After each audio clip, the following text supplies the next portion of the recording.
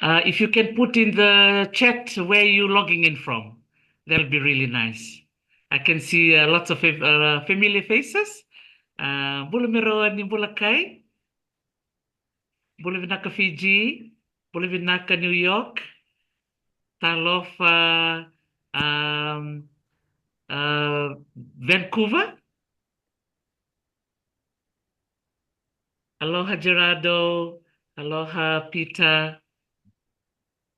Thank you, Joseph, for joining in. And there's a few others who will be joining in shortly. So maybe I'll give 3 more minutes. We can start at 5 minutes past 5. It's 5 p.m. here, Kaitip, here in California. And it's 12 o'clock in Port Vila right now, ladies and gentlemen. Okay, so thank you for joining in. So 3 more minutes and we can start. So thank you for putting on the chat where you are logging in from. This is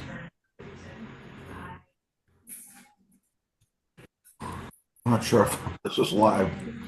My mic is live here. Live, hello.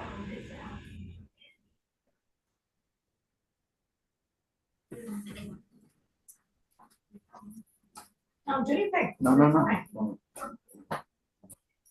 Now So this is- you pick or whatever. I don't think that's just the way for I'm not sure who she is, but he is the director of the Cultural Museum in Vanuatu. And part of this seminar webinar is about information.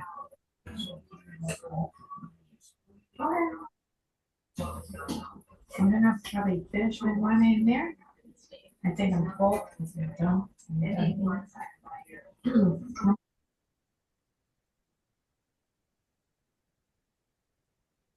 But you know what? Let's take the links, huh? That's it. You gotta put in the microwave for like 18 seconds.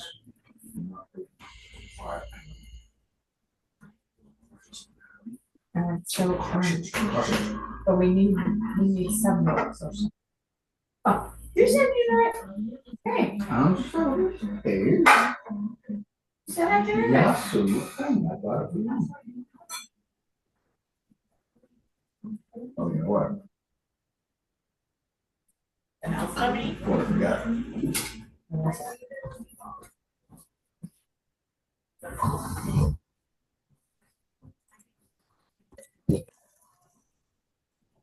Oh, and you know what?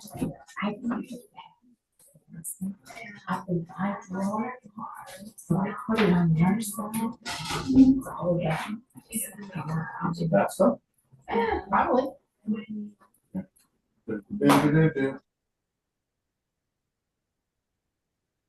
Here, wait. Do this. Do that.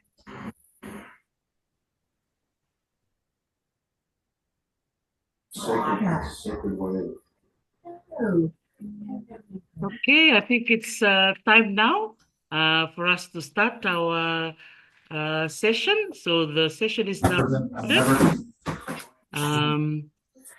No, but I've never done it before. Have you ever done it? Okay, so Bulibinak everybody. So I'm glad that most of you have introduced yourselves as well. So I'll also be sharing this Talanoa live on my Dr. T page because I also have followers online that follow the work that we do in the museum. So if there are people who are maybe trying to get on and they don't have the Zoom link, you can just tell them to go on my Talano with Dr. T Facebook page. I will also stream it there for the benefit of it being recorded too. And also we will get more of our listeners joining in from across the Pacific. Bulavinak, everybody. Thank you so much for thank you for joining us online for our session for today. Usually I play a song, so I was asking Kaitip for which song to choose from. just to introduce a little bit about Vanuatu to all of us. And there's Vanessa Kwai, who is a well-known singer in Vanuatu that maybe I can be able to play her music for us to uh, kickstart our Talano for today. So I hope I will get this song for us. So this is a beautiful song by Vanessa Kwai, Beautiful Pacific Islands. She's a well-known singer in Vanuatu and hope that you will enjoy this to start our session today for Kaitip Kami to share what he has to share with us today. Welcome again.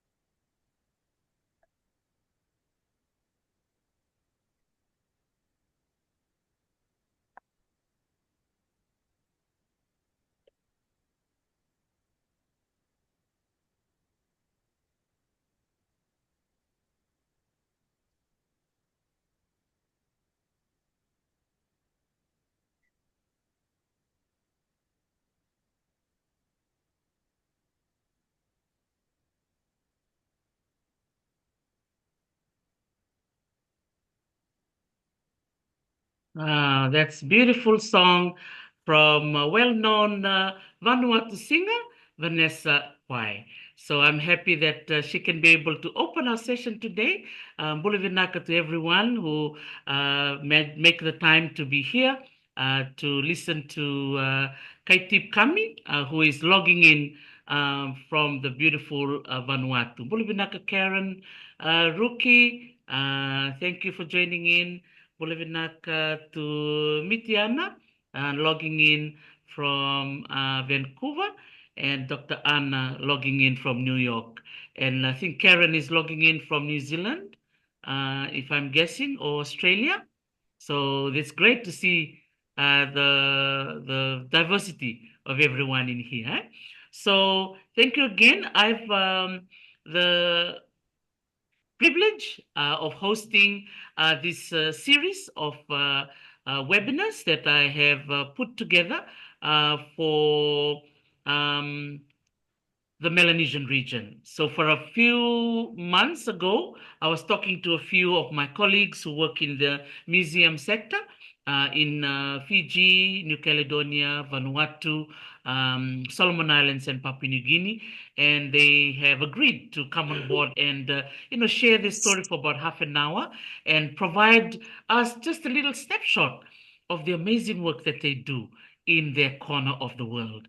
And we have the privilege to listen to them and hear the story. And today you're also welcome to ask them any questions. If you have any questions about Vanuatu in general, or any question for the Vanuatu Cultural Center that Kaitip works for, he works there for as a curator, or the repatriation that just took place few months ago from New York in the United States to Vanuatu. Thank you again. Kaitip, can we all put our hands together and clap and welcome Kaitip to our first ever um, webinar. Yeah, so you can clap virtually. I can see some claps on the screen. Thank you so much. Aloha, Christella. Thank you for joining in. All right. So I've got his PowerPoint here, and I will be the clicker for Kaitip. So he has prepared us a PowerPoint that he would like to share with us. So maybe Kaitip, before I share the PowerPoint, would you like to say hello to our guests who are here today? Hello, everyone. I'm sitting right here in our storage back in Port Vila.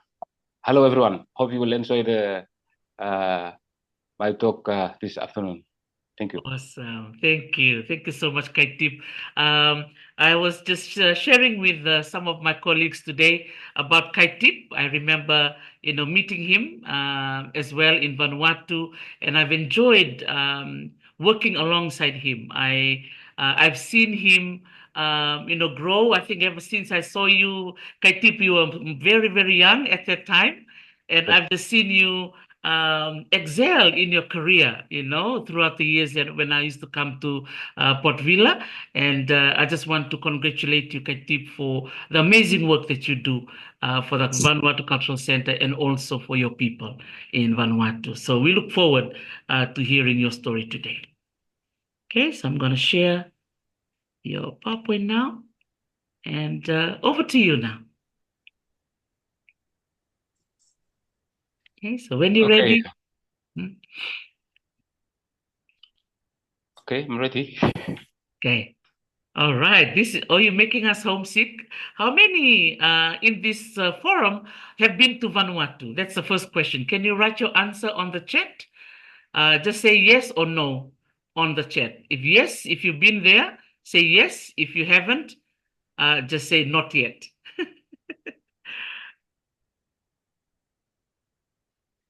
Oh, thank you. Oh, Joseph, you're logging in from Boston. Wow.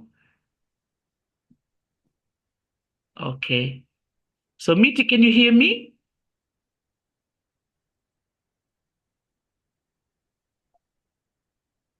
Okay.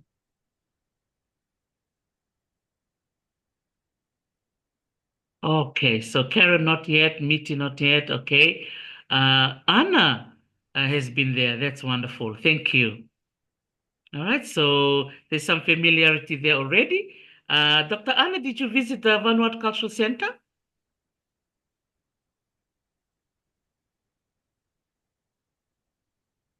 Okay, excellent. So there you go, Kaitip, over to you. You've got someone who's been to your beautiful museum. Okay, thank you. Right, says in the picture, my best picture there, that's the front of our museum. It's been blown out by cyclone, the last cyclone. The front was blown out, so we just put up the front with and put some painting on. So yeah, so you can see how our museum is a very small museum.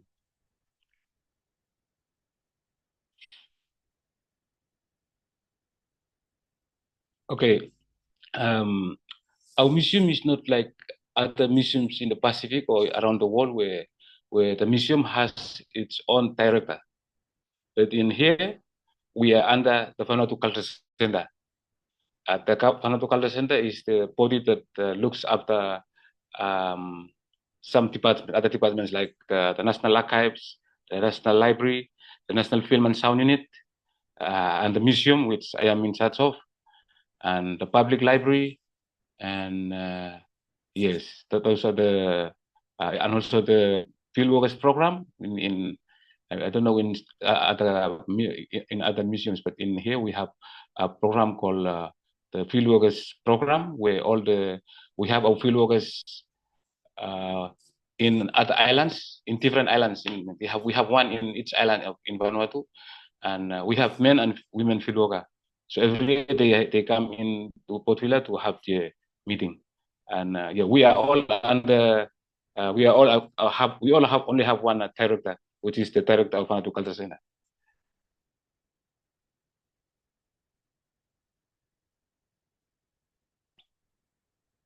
And here's me here.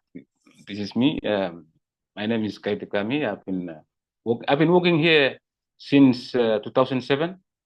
As Teresa had said, yeah, I worked here when I was still very young until today.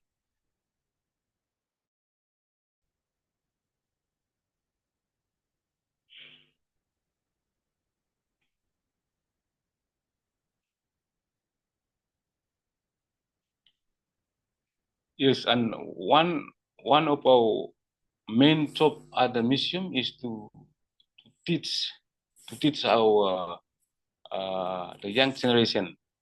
I mean the schools, because most of the children who live in town, they never go back to the island. So that's what every day you come to the museum, you see our museum guide or some of us working at the museum.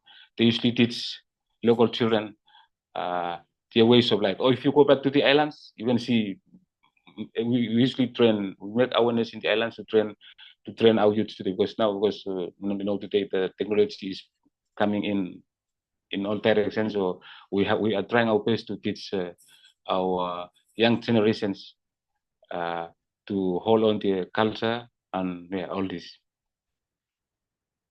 Here you can see a sand drawing. That's one of the popular thing in our museum. Every time you come to the museum, you will miss this. Our tour guide we have a very popular tour guide who knows more than 100 sand drawings, different sand drawings all over the islands.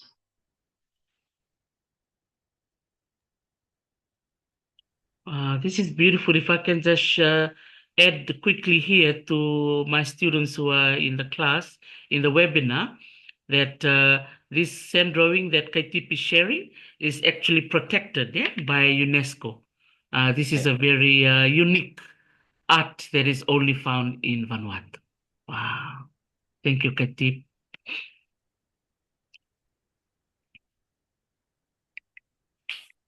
And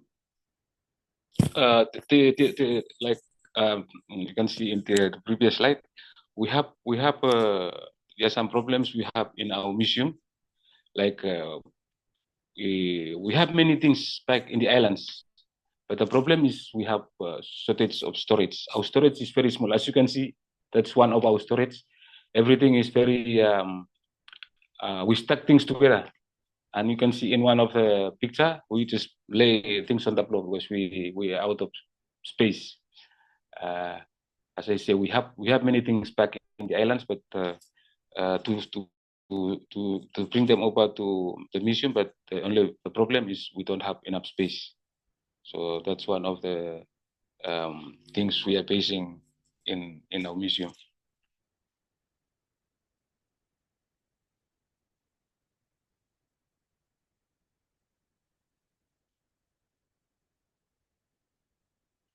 As I say, we every time we usually our staff, they usually go out to schools.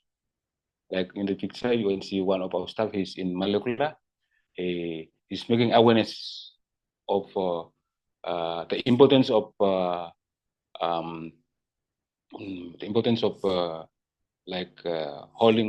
on tight our culture. And if we lose our culture, then what will happen next? So we usually go out to the schools to make awareness to our young people. I mean, the children or the students in school. And also, while we're on the islands, we usually, because we believe that, because if we lose all the elders or the old people, then we lose some very valuable things. So every time we are out in the islands, we have to collect information from our elders. So that's why you can see me here sitting with an old elder. He's already passed away. So luckily, I went and collect some information from him, and we keep them in our museum. Because some of the objects we have in the museum, we haven't. The collectors just collected, but they didn't have the informations with the objects. So on my way, when I'm traveling to the islands, I have to find the person who made this object and get the information from him. So you can see in the picture, I'm getting information for one of the objects we have at the museum.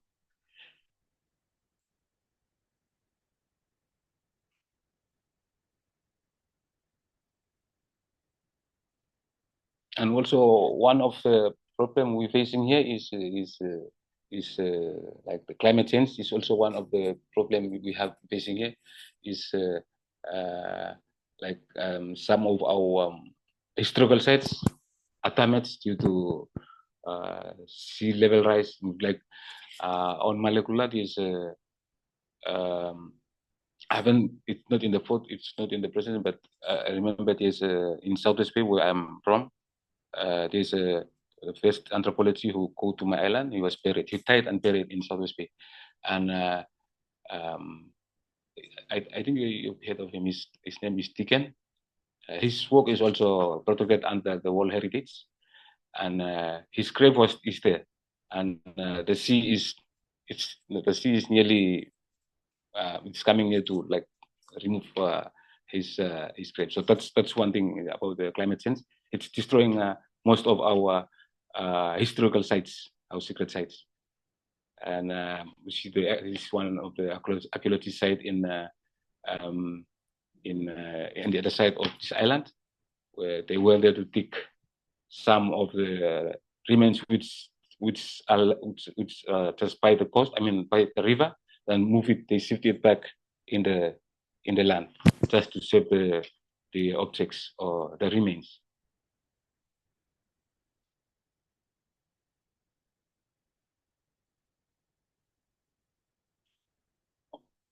Our future goal ahead. Our future goal is like looking ahead. We aim to strengthen our collaboration with international museums, academic institutions, and government to ensure the return of cultural items and remains. We also hope to raise awareness and importance of repatriation in the role place of cultural revitalization. Like this one, we are making collaboration with other museums. Like now I am working with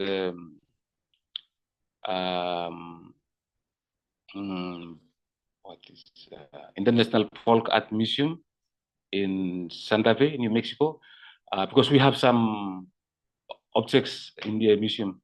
So I am going there next month to look at the objects, look at our objects and which ones to repatriate them back to Vanuatu. Yes, that's why we are working with, and we also work with some other museums. Yeah, just for doing for the repatriation.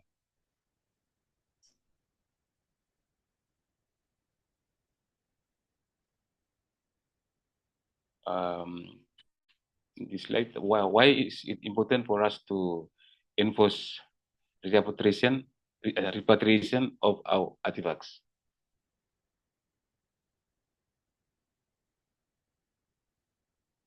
So, the repatriation of Vanuatu artifacts is very important to our mission for many reasons.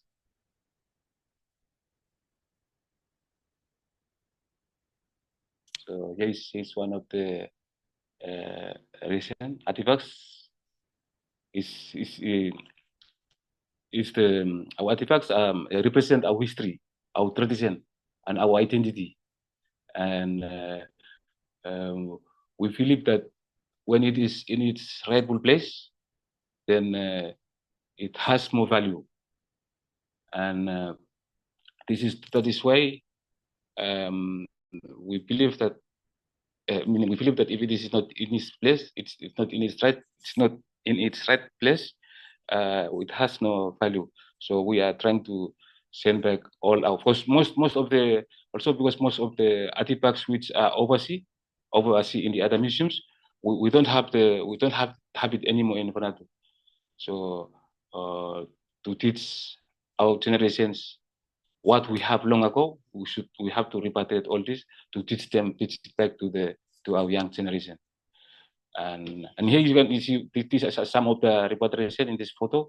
This is the previous one. Is the two boxes there, and the one with the skull here is repatriated from France 4 years ago. It's a repatriation from France. The skull.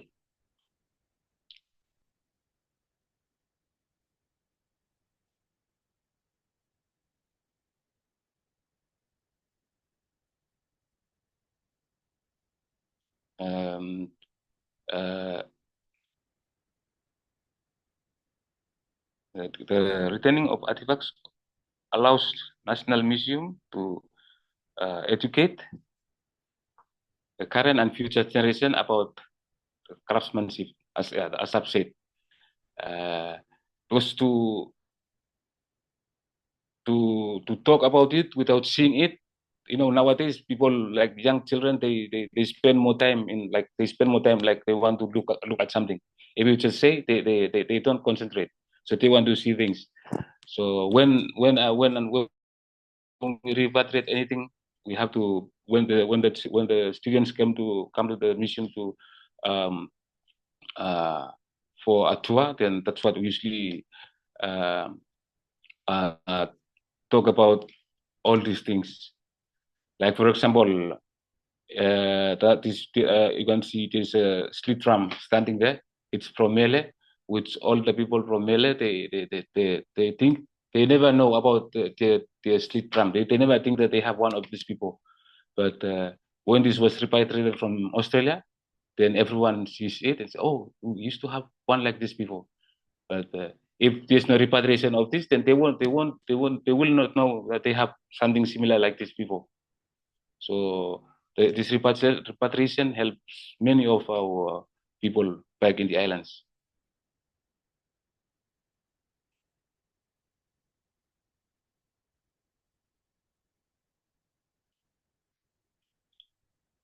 Repatriation enforces Vanuatu's sovereignty over all cultural patrimony. The removal of our artifacts during colonial times or through illicit means represented a loss of control over cultural narratives. The return allows the museum to curate and interpret these objects in ways aligned with the indigenous values and perspectives.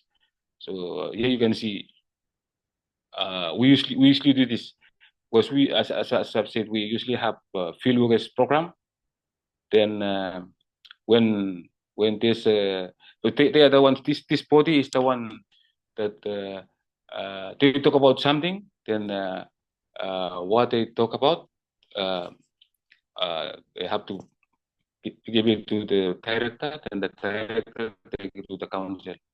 So most of the things are agreed by these people. So what they also emphasize for all the objects, one or two objects which are outside, which are in other places, should be repatriated. So that's why I'm trying my best to reach out to other museums to find ways to repatriate our objects.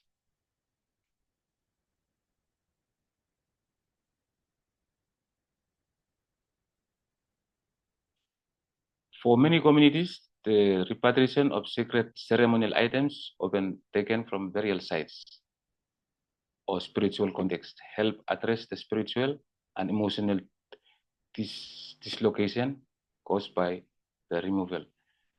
These items written can facilitate healing and strengthen cultural practices. This is really true.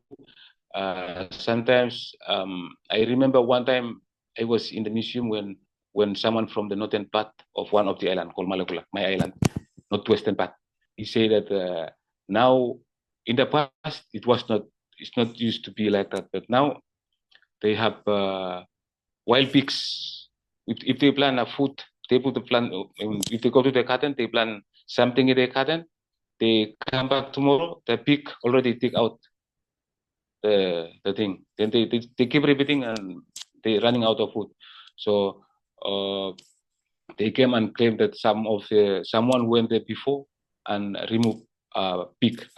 It's a stone carving of pig. So they came to the director. Marcella was the director, our former director. Then he found out that the pig was taken by someone and was in Sando, I mean, on another island. So they returned the pig, the carving back to its place. So and the pig doesn't destroy the garden anymore. So it's same as this the repatriation. When you take something from a place, then there will be something happen in that place. So to make it come back to normal, we have to just do the repatriation. And in this picture, you see the first one. That's the ram that was repatriated from New York this year.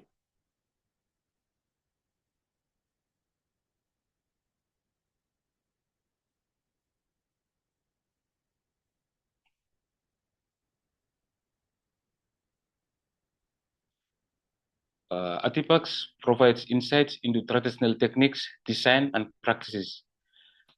Their presence in the museum can inspire the revival of traditional craftsmanship and practices, contributing to the continuity of our cultural expression in modern times. You can see this mat on the mat on the right. It is repatriated from Canada, just after the big repatriation from New York. So in it's from Pentecost, and in Pentecost they don't practice this mat anymore. They already lose this. So luckily it was repatriated, and now we made an exhibition after the repatriation. Many people from Pentecost came to see, and now they are trying to practice it again. The mat on the right.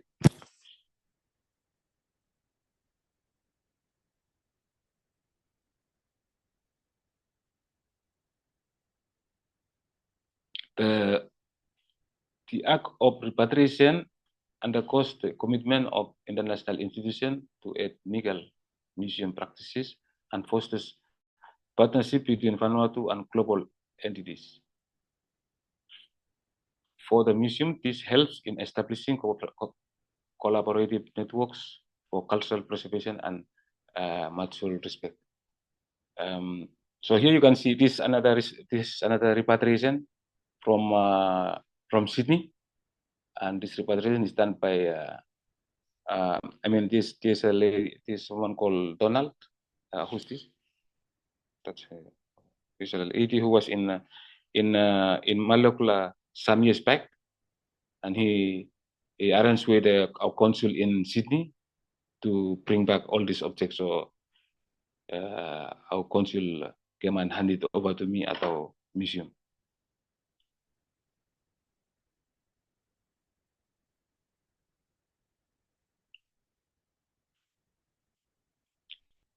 As part of museum collection, repatriated artifacts attract researchers, scholars, and tourists, contributing to the country's economy. They also provide the authentic narrative that can be showcased in exhibitions and cultural programs.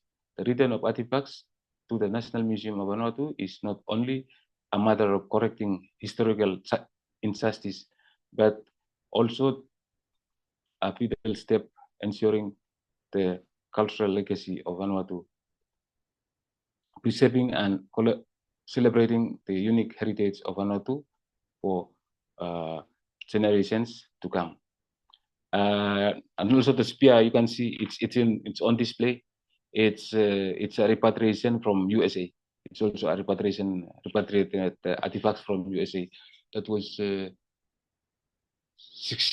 years ago.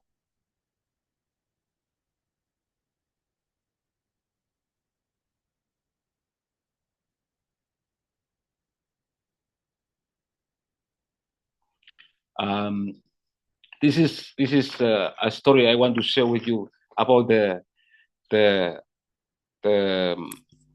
repatriation which took place early this year. So if you can read it, or I can read it.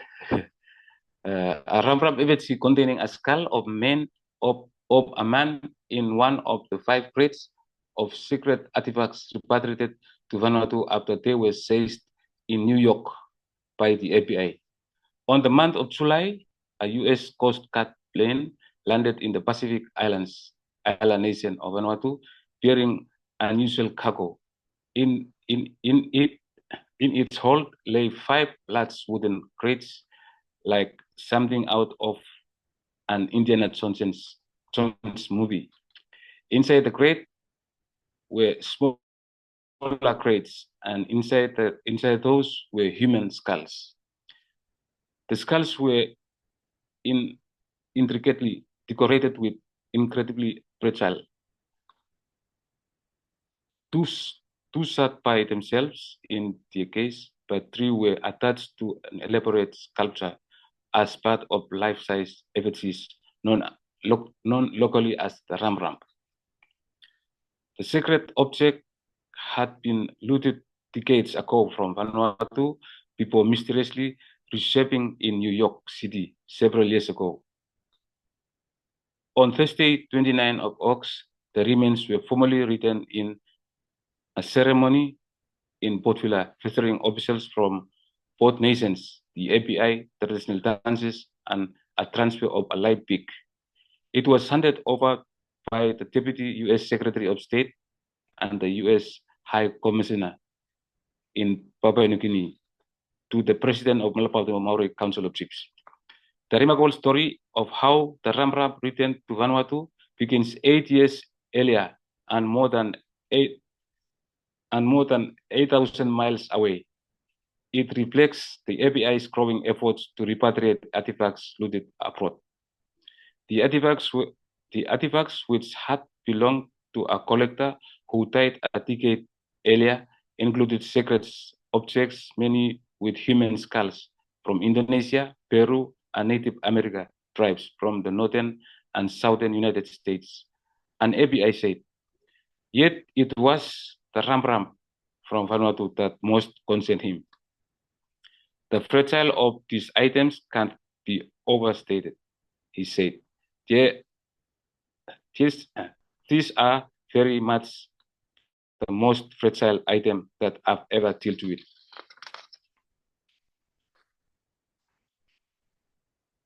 The skulls were covered with delicate materials, including clay and paint, and the 3 humanoid culture, as he called them, were huge. The biggest was about 11 feet long. They had conversations years ago about how to properly move these items across the room, and trying to figure out the logistics of shipping them halfway across the world. The artifacts were already in crates, but the wooden boxes weren't steady enough to ship. So the Peru paid to have new custom crates fitted over the old ones. The result was hearty but heavy. Biggest box clocked in at 696 pounds. Altogether, the 5 crates weighed around a ton. When the call came a few weeks ago to send the crates to Vanuatu, Makiok, and a member of API himself, rented a moving truck and dropped the precious cargo from New York City to Washington field office. API agent dropped across the Dulles airport and then accompanied them on a FedEx flight to Kentucky. From there, the escorted remains were flown to Hawaii, where they were loaded on a Coast Guard plane and flown to Fiji. But the disaster nearby struck on the last leg of the aircraft, almost a week-long journey. As the Coast Guard plane took off from Fiji for Vanuatu, it hit a bed and was forced to land. A few hours later, the plane finally touched down in Port Vila. Decades after being stolen, the Ram had returned. So it is the reason why I'd like to put the story, because it's a feeling of me how what they say that they were they gave a talk at the museum and talk about how they bring this up. They came. There were some of them who were in that plane. They didn't move anywhere. They just sit in one place and sit with the crates. Like they are respecting. They are respecting this thing. They work up all night with this thing until when they came and handed over to the when the plane landed in the airport. They already contacted the Vanuatu Mobile Force here in Vanuatu. So when the plane landed, the force went to the airport and helped to put the thing on the truck. Then they bring them up to the museum. So how they handle it. This human remain is very respectful. So that's why I want to share this story with you all. Thank you for that. That was really nice. Thank you, Kaitip.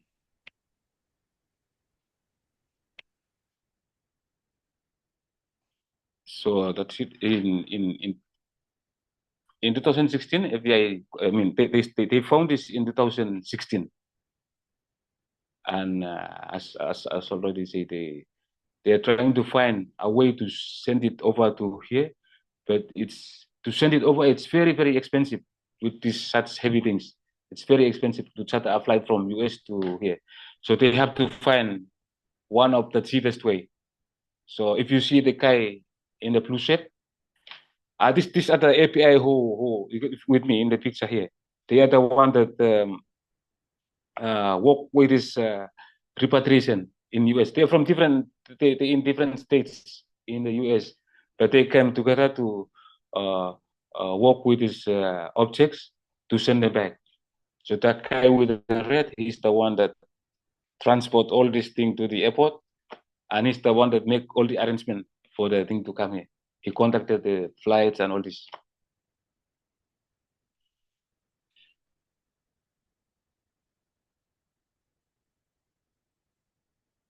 So during the official opening,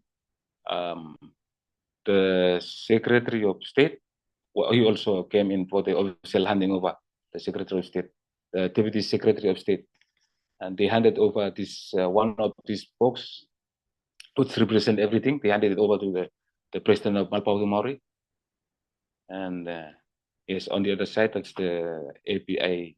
He's responsible for the API, so he also came in with the Secretary of State. And on the right, that's the President of Malpautu Maori, who is the one that they present these artifacts to him. So he received it on behalf of the government of Vanuatu.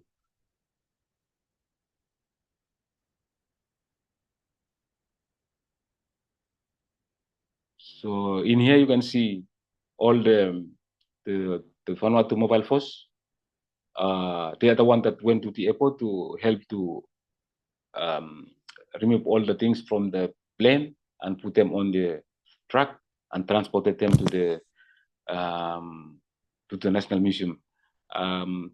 The objects are not yet in the storage I'm talking in now. They're still outside in the container because we have no space. So we still, as you can see in the container, they're still there till now.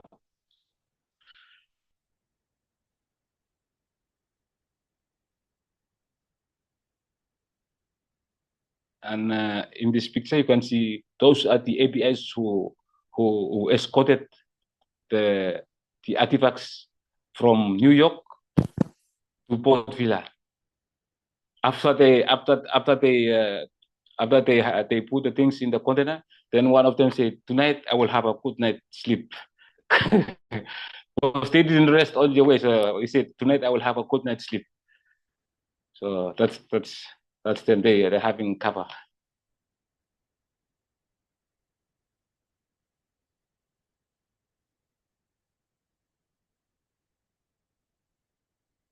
And finally, thank you for giving me opportunity to share these updates and insights. The work of preserving and reclaiming our heritage is not easy, but it is deeply rewarding. It ensures that our culture legacy remains vibrant and meaningful for our generations to come. Thank you too much, and I look forward for hearing your questions and insights. Thank you.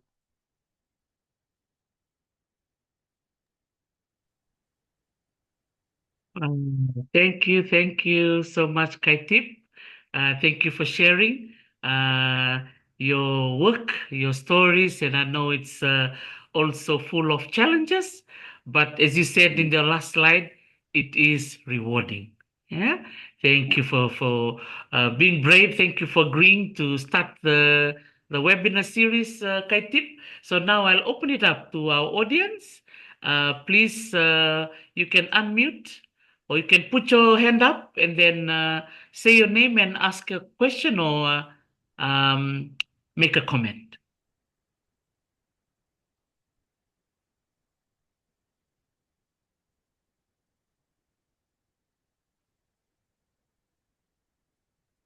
Yeah, don't be shy. I also saw some comments on the chat. Maybe while the others are looking for to say something. Karen, you've unmuted yourself. You want to say something?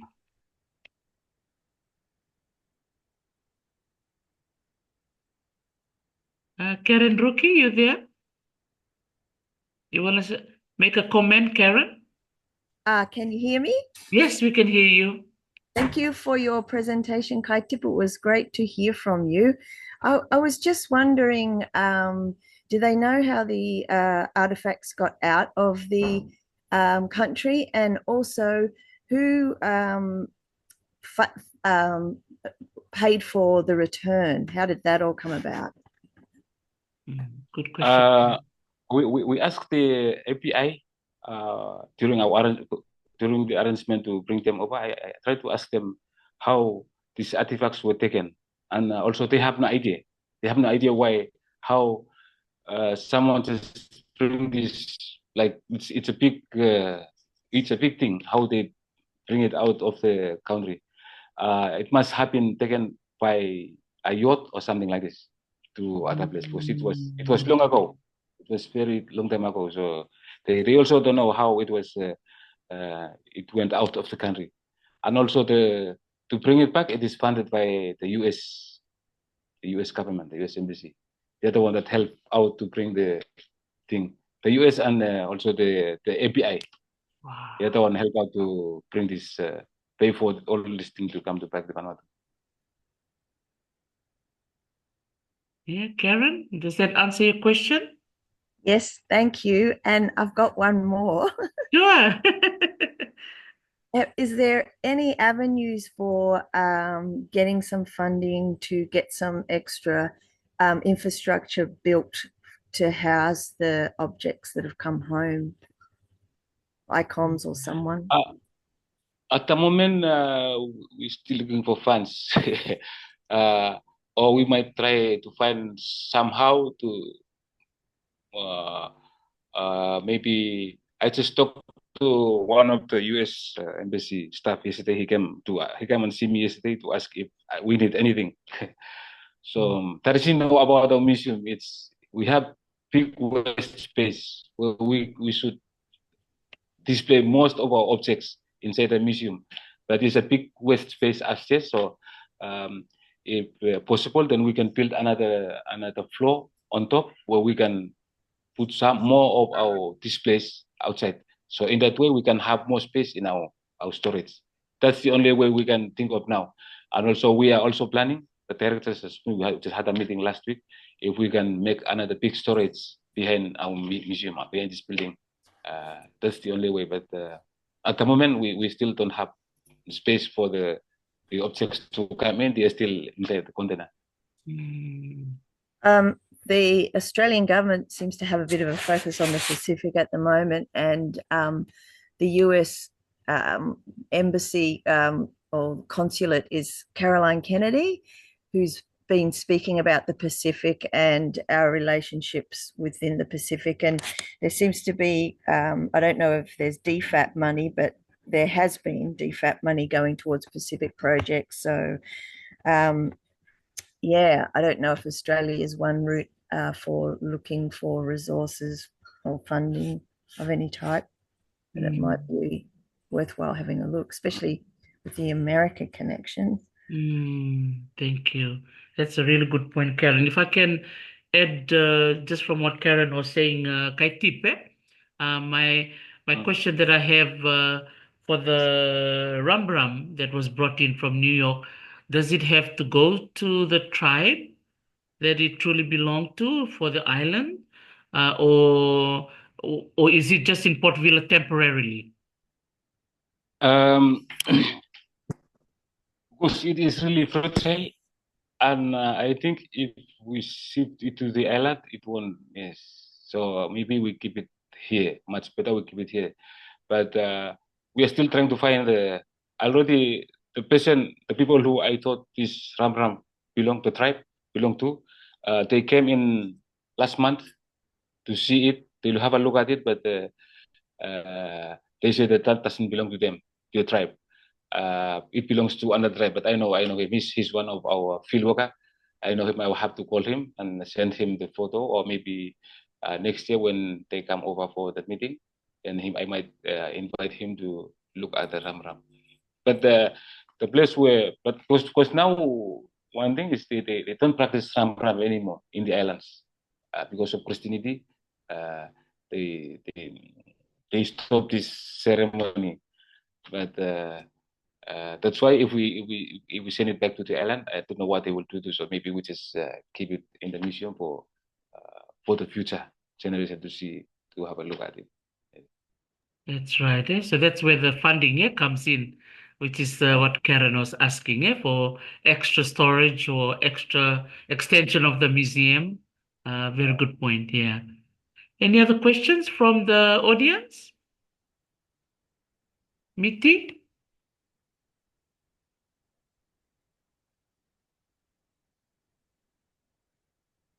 Dr. Anna?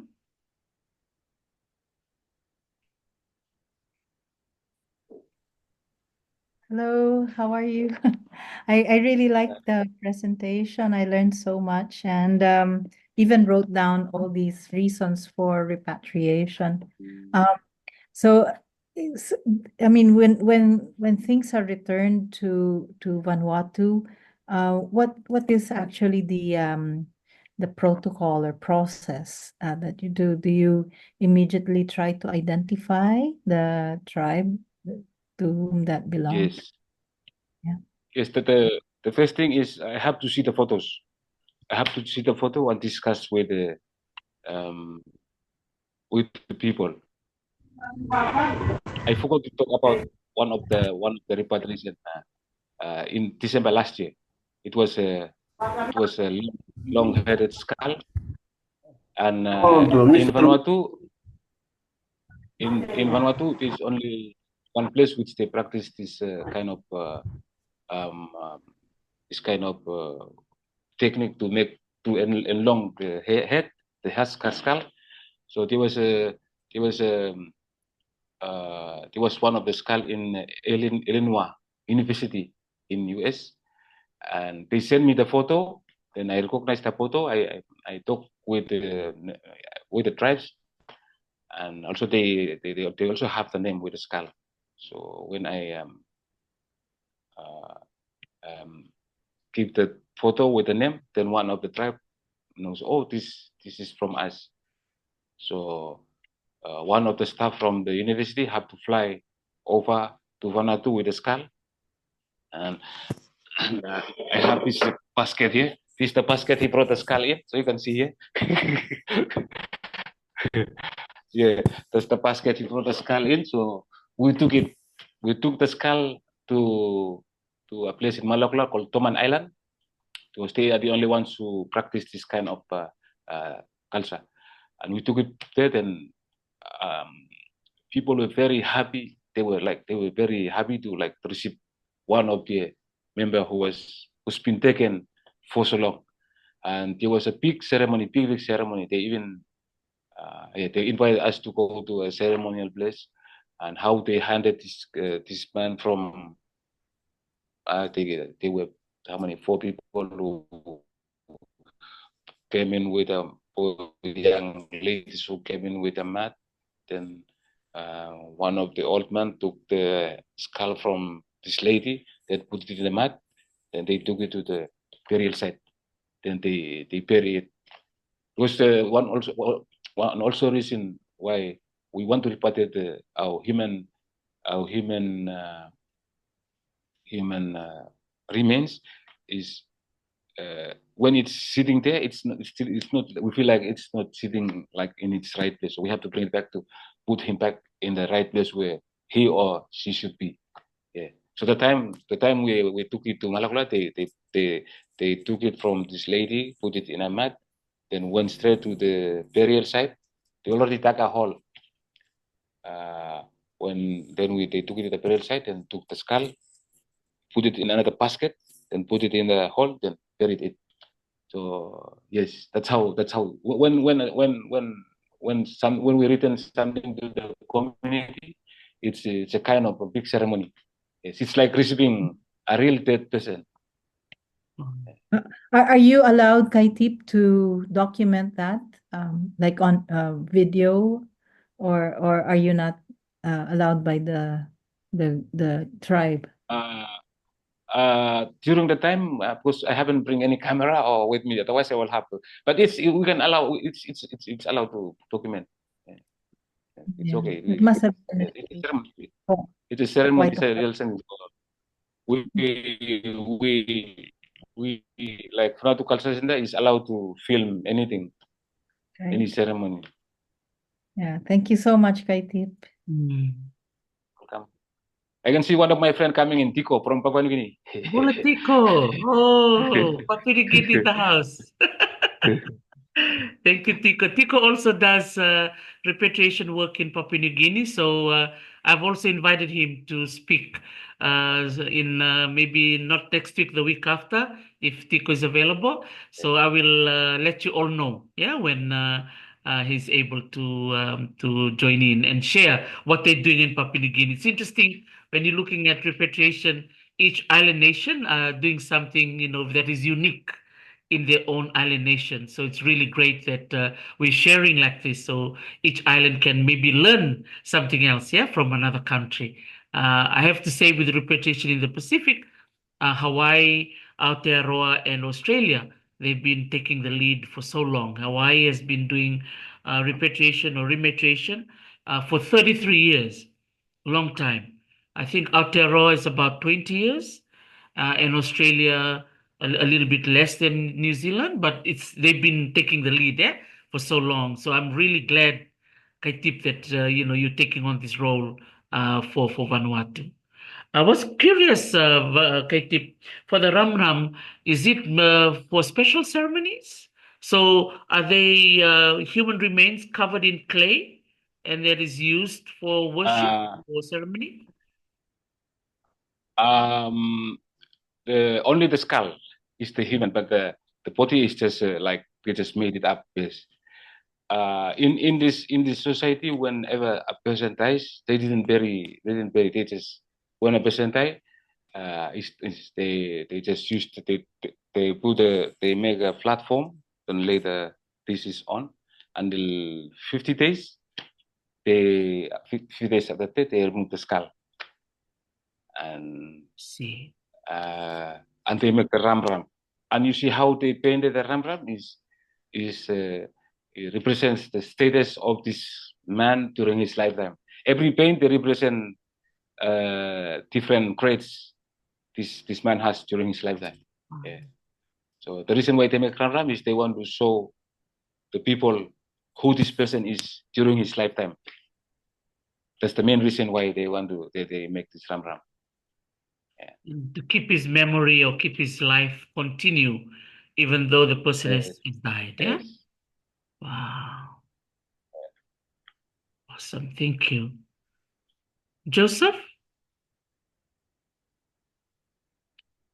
Hi, Joseph. Thank you for joining in from the East Coast. Hi, Angela. Angela is also logging in from Washington State. Angela, any comments to Kaitip?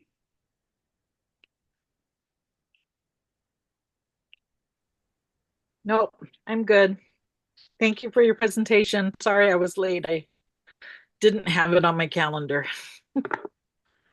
Thank you for joining. It's with Teresa, so maybe Teresa can circulate my my presentation to each one of you, so you can have a look.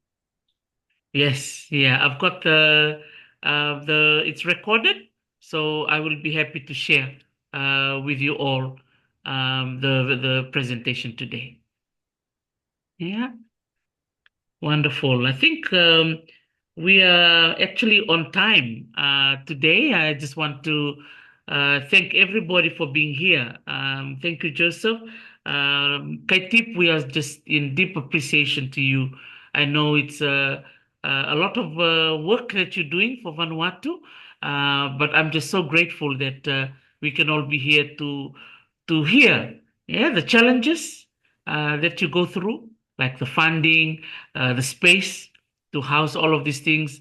And it's interesting that you got the FBI that is interested in what you do, Kaitip. So you must have got a strong relationship with FBI now, Kaitip. You're not scared of them? Are they your friends? Yes, now I have good relationship with the FBI and even the U.S. Embassy. So yesterday they came visited me, so I have a good connection with them at the moment. Yeah. Wow, that's wonderful. Speaking of the FBI, just general information. A few years ago, I had a phone call. I was still teaching in Hawaii at that time. It was from the FBI. When they called me, I was like, wow, this is really special that the FBI was calling me. I had a kind of a fangirl moment. But they were calling me to say that a gentleman passed away in a state in the east coast of the US. And when he died, when they went into his basement, there were thousands of artifacts in his basement, and majority were from the Pacific. And they took photos of all the artifacts, and it's in the database of the FBI. So they wanted me to go in the database and identify which country does some of the artifacts are from, so that they can be able to return them. So yeah, I'm so glad, Kaitip, that the FBI is interested in the work that we do. Yeah, that's wonderful. Angela, in your line of work, do the FBI contact you as well for within the US? I think they did for that same case, the East Coast, the Indiana. Was it Yes. Indiana? That's the one, Yeah. Indiana. Yeah. Wow. Okay, that's great, that we can have this network. I think, and it's wonderful that we can all, contact one another and share, some of our connections and the work that we do. Thank you. Anyone else who want to say anything to Kaitip before we wrap up? Tico, you can unmute before you speak, Tico. We want to hear your voice.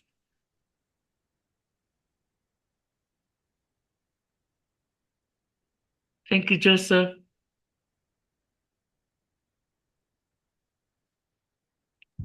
Okay, we can hear you, Tico. Oh, you can hear me? Yes. Okay. I Yes, think, yes. thank you very much for the presentation. Well, I came late because I haven't seen the schedule very well. So anyway, we'll continue on. And then maybe probably next week or following week, so I will be in Germany to talk about repatriation exercise and restitution and restoration, all that. So many things to be done. And then also FBI case. Maybe I have been.